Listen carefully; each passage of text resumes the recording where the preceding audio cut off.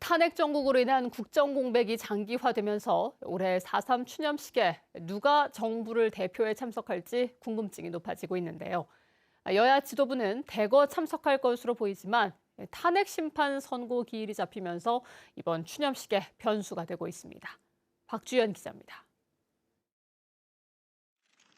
헌법재판소의 탄핵소추 기각으로 직무에 복귀한 한덕수 대통령 권한대행.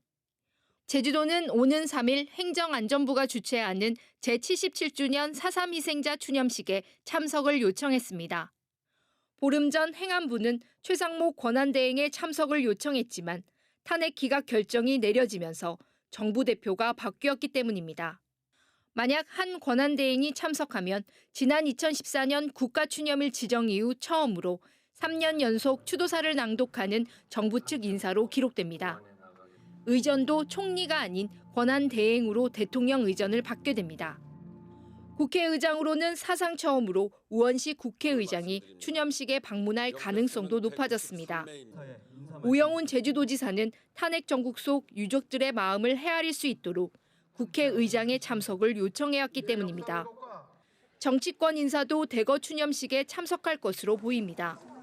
더불어민주당에서는 이재명 당대표를 비롯해 지역 국회의원들과 제주 출신 부승찬 국회의원도 참석할 예정입니다. 조국혁신당도 정춘생 국회의원을 비롯한 6명이 참석 명단에 이름을 올렸습니다. 국민의힘의 경우 권성동 원내대표와 이양수 사무총장 등이 추념식에 참석할 예정입니다.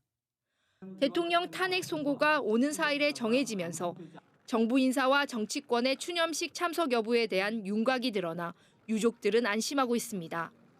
이렇게 4.3의 아픈 역사를 또한 영령님들의 원혼을 회원해드리기 위해 참배 오심에 대해 유족의 한 사람으로서 또 유족회장으로서 참 다행이라고 생각하고요. 추념식 전날인 2일 국회 본회의에서 야당이 발의한 최상목 부총리 겸 기획재정부 장관에 대한 탄핵소추안이 보고되는 등 2일과 3일 본회의 일정도 잡혀 참석 여부는 여전히 유동적입니다. MBC 뉴스 박주연입니다.